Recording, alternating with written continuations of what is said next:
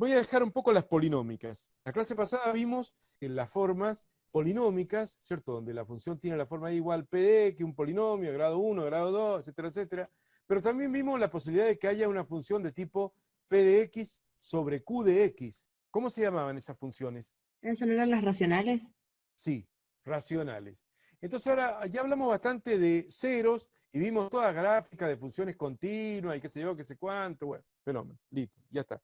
Ahora vamos a agarrar y vamos a empezar a hablar de los polos. Vamos a representar primero una función y igual 1 sobre x, que ya estaba escrita en el apunte y ya la vimos escrita en el apunte. La voy a representar acá. 1 sobre x, ¿no? Enter. Y queda esta bonita curva que se llama hipérbola. Se llama hipérbola, esta curva. Y tiene la característica de tener dos ramas, como ven ustedes. Es una sola y tiene dos ramas, y hay en el medio una recta asíntota, ¿cierto? Una asíntota, bueno, hay una asíntota vertical, que es el eje Y, que es la recta de ecuación x igual 0, ahí la marco en la segunda ventana y está graficada en rojo. Esa es la recta asíntota, vertical o polo. O sea, x nunca puede tomar el valor 0 porque haría 0 al denominador, y bueno, ahí hay un polo, un valor prohibido para la x. Es un polo simple, un polo simple. Bueno, y hay dos ramas, como ven son dos ramas, y por la simetría que tienen entre sí, son simétricas, se llama equilátera. Equilátera viene casi de triángulo equilátero, igual lado, bueno, nada que ver acá con el triángulo, pero que tiene iguales ramas, ¿no? Esa es la parábola equilátera. Pero yo voy a desplazarla un poco a la parábola y le voy a poner acá, tengo que abrir paréntesis, porque acá se utiliza el formato línea, acá arriba, el formato línea, y hay que poner paréntesis sí o sí. Entonces voy a trabajar con la parábola, no con la y igual x, que la borramos ahora, sino con, vamos a empezar a hablar de este polo simple, o asíntota vertical simple. Entonces ahí tengo la función racional 1 sobre x menos 2.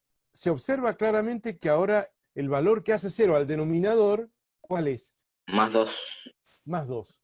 Entonces, como x tiene que ser distinto de más 2, podríamos decir entonces que el dominio de la función, ¿cierto? Tal cual lo vimos en la clase pasada, son todos los reales, con excepción de el elemento más 2 aislado. Esto determina una recta asíntota que tiene ecuación x igual a 2, ¿cierto? Así que ahora vamos a dibujarla, porque la x igual a 0 ahí quedó inservible, ¿no? Esa recta roja ahí la vamos a dibujar en x igual 2. Recuerden que esa x igual 2 no es una función desde el punto de vista matemático, porque no cumple existencia, unicidad y todas las cosas que hemos visto, pero es recta, de última. Entonces quiero ver cómo este es un polo simple, ¿cierto? Es un polo simple. Entonces, a medida que yo me voy acercando a x igual 2 por la izquierda, o sea, desde valores menores que 2, o sea, 1,9, 1,99, etcétera, etcétera, voy a ver cómo se va acercando, cómo se va la función a menos infinito. Y después aparece por más infinito bajando, o sea, se desaparece por menos infinito y aparece por más infinito. Característica de los polos simples. Este es un polo simple. ¿Por qué simple? Porque está a la 1. Después vamos a ver, enseguida voy a empezar con los polos dobles. Enseguida. Recién vimos lo de los ceros, ahora vamos a ver lo de los polos. Entonces, en primer lugar, yo voy a hacer ahora, acá rapidito, una tabla de valores, donde le voy a dar valores a x y voy a ver qué valores toma ahí, para ver esta característica de este polo. ¿Por qué tiene esa característica el polo simple o asíntota vertical? Supongamos que a x le doy 1,9. Agarro la calculadora, ¿cierto? Y bueno, iba a ser igual a ¿qué? A 1 sobre, bueno, 1,9 menos 2, ¿cierto? Reemplazando x por 1,9. Menos 10. La función vale menos 10. Entonces, cuando x valga 1,9, ya estaría fuera del dibujo en este momento. Fuera de la imagen, pero estaría bastante más abajo. Supongamos que le doy 1,99 a x. O sea, me sirvo acercando a 2. Esto que y valdría 1 sobre, respetando la forma de la función, ¿cierto? X, que es 1,99 ahora, reemplazo x por ese valor, menos 2, y me queda menos 100. Que si le diera 1,999, daría menos 1000. Créanme que es así, ¿o no? Se va. O sea, que mientras más me acerco a 2, la función se tiende a ir a menos infinito. Bueno, ahora voy a hacer lo mismo, pero me voy a ir acercando a 2 por el otro lado, o sea, por la derecha. Ahora me voy a ir acercando a 2 por la derecha, o sea, por valores mayores a 2. Entonces acá le vamos a poner, por ejemplo, 2,1, ¿cierto? Y valdría 1 sobre x, que es 2,1, menos 2.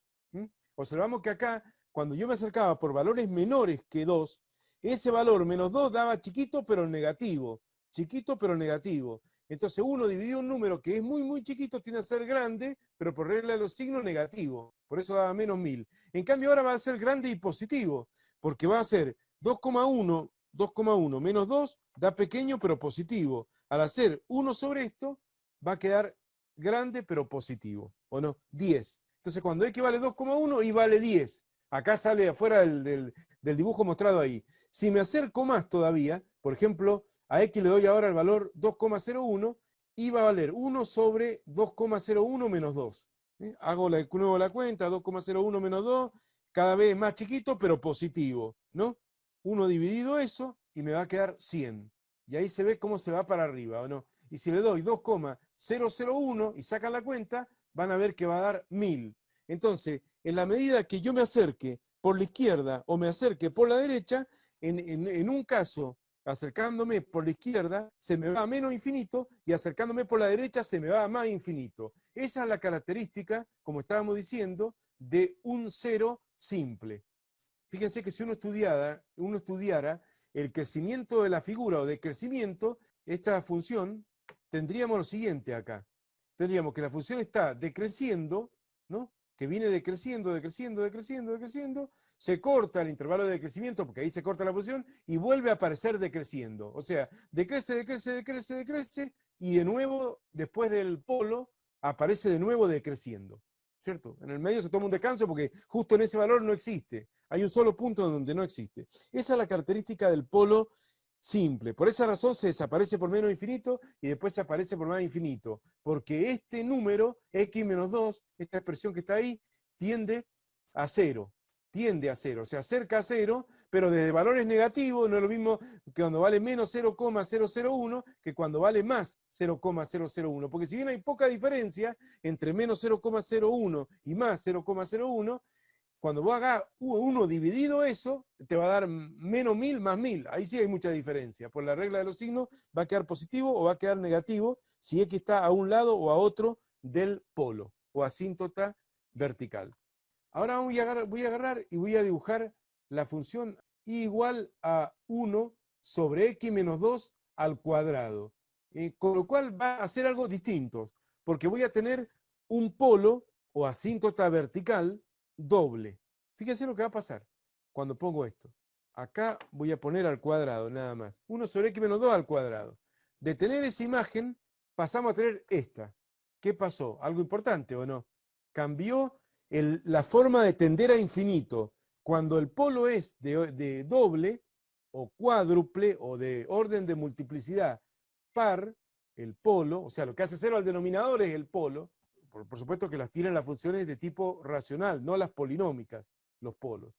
Pasa esto que ven acá. Y esto tiene que ver con lo mismo recién, no lo vamos a repetir, pero tiene que ver con lo mismo recién, porque acá este x menos 2 puede tender a 0, pero como positivo o negativamente, según a qué costado esté del igual, pero como luego se va a elevar al cuadrado, o sea, si el x menos 2 valiera 0,001, o si el x menos 2 valiera más 0,001, como después se va a elevar al cuadrado, ¿ven? Y después se va a hacer 1 dividido eso, pero bueno, como después se va a elevar al cuadrado, al elevarse al cuadrado, sea la base negativa o sea positiva, menos por menos más o más por más, se va a perder ese signo menos. Por eso la tendencia es irse en las dos ramas para más infinito, o eventualmente puede irse para las dos ramas para menos infinito, solamente cambiándole el signo de esta constante k. Si le pongo un menos acá adelante, le pongo un menos ahí adelante, se lo vamos a agregar acá a la función ahí. Fíjense cómo cambiaría totalmente, ¿ven? O sea, es lo de menos. Puede irse con las dos ramas para más infinito o con las dos ramas para menos infinito cuando el polo es doble. Entonces ya hemos visto la característica del polo simple y del polo doble. Veamos el crecimiento en este polo doble. ¿Cómo viene acá la función? ¿Creciendo o decreciendo? Decreciendo. Decreciendo. Fíjense que se mira siempre en el sentido de crecimiento del eje, hacia la derecha, ¿no? perdón, del eje X, se miran para allá las funciones. Y después, después del polo, ¿qué empieza? A crecer, ¿o no? Entonces vos tenés un decrecimiento de menos infinito, intervalo de decrecimiento, si querés poner.